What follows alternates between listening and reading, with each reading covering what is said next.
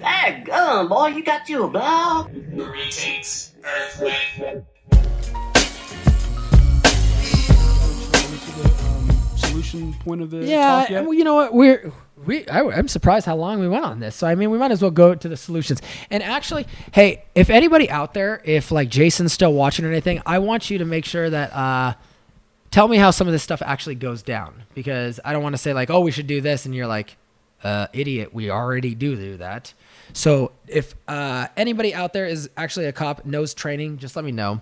So I shared that that video about a police force in a certain place that they ramped up their de-escalation training, and they haven't had any fatalities in many well, okay. So first of all, de-escalation training is already standard. De-escalation training is already to what standard. extent? Oh, like how often and everything do they teach it? To be honest, I don't know. Is it the equivalent of the sexual harassment training when I go get a job at Applebee's? Well, let's put it this way. Is it that intense? Let's put it this way. I freaking let me tell you because ultimately you have a couple things that just don't have anything, because there's certain issues in this whole debate that there's nothing legislation can fix. Period. Because there's certain things that laws can't fix. But would you agree that more effective, comprehensive de-escalation training more frequently would have some positive effect, would save some lives?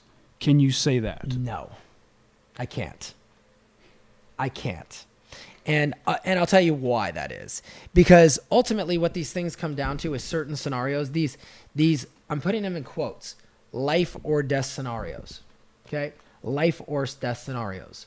Now, if they're true life and death scenarios, then de-escalation training goes out the window. First of all, it goes out the window. That doesn't even matter. Oh, okay. So why bother then? Let's not hold train on. them at all then. If it becomes a life, is what I'm talking about. I'm talking by human nature. The person automatically is going to disregard that, because if he's in fight or flight mode, he automatically will disregard de-escalation training.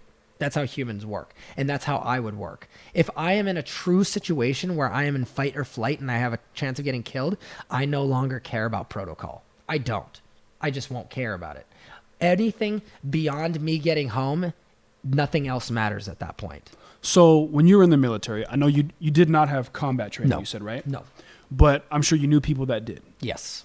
Now, when they went through their combat training, I'm guessing, more first of all, or less assuming. I wouldn't recommend comparing military training to police training. I'm making a point about the purpose of training.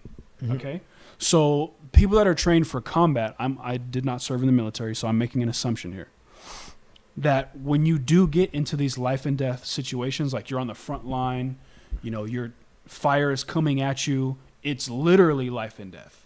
That the people that trained you are hoping that in those moments when everything is crazy, that you more or less fall back. You have training to fall back on. And you know what's interesting? Because I know where you're going with this. I know what you're going with, because then you're talking about people that they now become conditioned to work better in those scenarios. Right. Okay. So it's got to help somewhat. You can't say that it has no effect. I've actually brought up the solution that we should bring back military combats to be some of the first people in the police force. And you know what the answer has always been every time I've said that? That then we become a militarized police. So we don't want that either. So the only way you're going to know how you react under pressure in life and death situations is when you've been under pressure in life and death situations.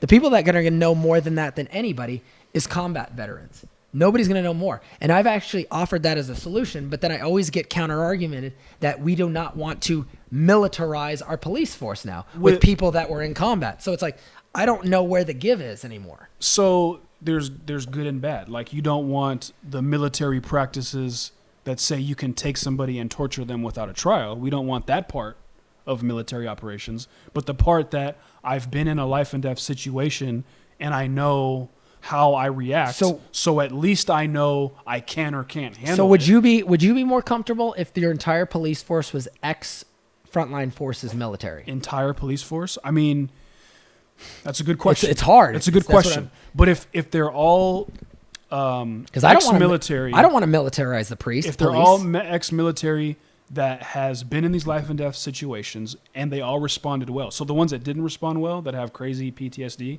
like they're not invited to join our police force. I don't know. I don't know if that's a You good know what? idea or not. I literally don't know. And you know what? I think we're gonna have a solution pretty soon, to be honest.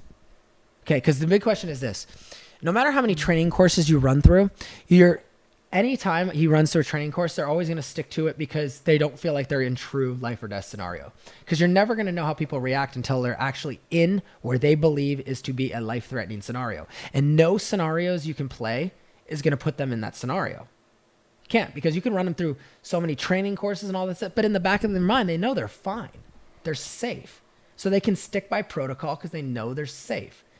I do believe down the road, we're going to have some sort of technology that actually makes them feel like they're in a life and death scenario. Similar to virtual reality, and we'll be immersion therapy. And we'll be able to test them and see how they perform under those scenarios. Okay. So that seems like a possible feasible solution for the near future. And then you'll at least, at minimal, now it's never going to be accurate. Let's not kid ourselves. Right. But it's just a tool, an extra tool to help. It would be a tool to be able to say, okay, this person looks great on paper, but man, we ran them under these scenarios and they suck. They failed every time. Get them out of here. Yeah. Terrible. Now this person I didn't think was so good, but man, we put him under this stress scenario and he reacted great. That should have been the person that got it, but you actually put in the person who got the paperwork. Right, who looks good on paper. And then the person that didn't look good on paper was actually the qualified candidate. So going back to my idea about more thorough de-escalation training, you're saying it's not going to help at all. I'm saying it can't hurt at all. It can't hurt, but I don't think it's going to. I don't think it's really going to help enough to the point where we would be happy with the results. I think the places that they've tried it seems to be working. I only well, know of but one, then you can get into a whole other other scenario. Instance. You can get into a whole scenario when you can't compare certain cities together. You can't compare Salt Lake City to Chicago. But you're comparing all humans respond the same when they're in fight or flight. So all humans would benefit from this training that teaches them how to de-escalate. Yeah, but what I'm saying is you can teach. It's really easy. You can teach everything. They can do it 1,000,000 times. And you think they got it down, but they get into a real life and death scenario and they completely disregard it. It's still a tool that you can have. Look, in your I'm belt. not against it, bro. I'm not against. But you're saying that it's virtually worthless. I'm not even saying that. Yeah. I'm not saying it's virtually worthless. What I'm saying is I don't think it's going to have enough impact where it's going to resolve anything we're talking about. Okay, right now. moving on. Next solution. I've heard this thrown around as a possible idea. To have police only work in the neighborhoods that they either live or that are familiar with. Yeah. That way that you have a relationship with the community that you're policing, as opposed to living in Simi Valley and going to police South Central. Well, Los the only Angeles. reason is I can see a couple issues where people have dealt. I know cops have dealt with, and Jason commented in there. Oh, he did. What did he say? I don't know. So I want to see what Jason has to say. Same training you have seen celebrities and other people on TV try to do and fail miserably. Which training are you referring to, Jason? Are you talking? Just clarify what training, because I just want to know exactly what you're talking about. It's probably the ones where like something pops up and it's either a good guy or a bad guy, and you have to decide in the moment to shoot or not. I'm sure something like that. He'll clarify it. But what else could it be? What I'm saying is, I know a lot of cops don't want to live in the community they work in because they're afraid that people are going to come attack them, and where they know, because they don't want to be known that they're cops, because they want their houses, they don't want their family to be in danger and everything like that. I can see that as a real solution. I do like what you're talking about. You can see it as a solution or a problem? No, I see that as a problem. Sorry. I see that as a problem. Right. But I know what you're talking about. It's a lot easier to police people when you have relationships with people, too. So it's a catch-22. We got to find the balance between those. It is now, but it used to be that way, right? I mean, I hear older black people telling me, like, I had a relationship with the beat cop in my area. I knew him by name. Yeah. He'd give me a ride if I needed it. He brought me food if I was hungry. You know, he would break up fights in a peaceful manner. He would mentor me. Things of that nature. That element seems to be gone. I think that has to do with... It was in effect at some point. So maybe we can't go back to it. I think that just has to do with like the country has just grown so much, and we've grown beyond that. I don't know. I don't know if there's a specific reason other than that we just had to. But wouldn't you say that in small town USA that's still going on to some degree? And it's, that you've got a sheriff that you know. Well, let's put it this way: my mom's little town, it was pretty hilarious. So the only cop in her town, was the school bus driver until 3 o'clock. And then after 3 o'clock, he became the police. So I'm doing all my crime till 2:59. So it's hilarious. And I was like, no, but I actually asked her, I was like, what happens if someone breaks the law before 3 p.m.? Yeah. But it's such a tiny town. But that's what it is. They have that relationship. Right. And you do still see that in small town, but you're not going to see that in major cities. Right. And I mean, these types of shootings generally are not happening in small town like USA stuff. It's generally more in places that are like suburbs of big cities, but it's not usually like little towns in Nebraska and stuff like that.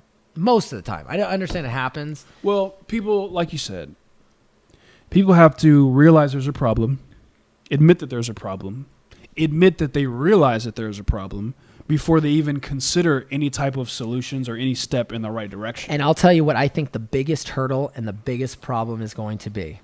I think the biggest problem in this whole situation is going to be that thing where people pick a side before anything happens because people feel like they have had to choose sides. I think that's going to be one of your biggest hurdles in this entire debate.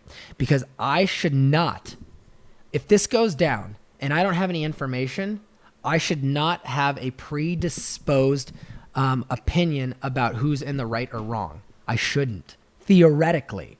I understand we do, and I understand. But if our society turns into that where we no longer are able to look at each individual scenario, then I don't know if there's going to be much hope for that.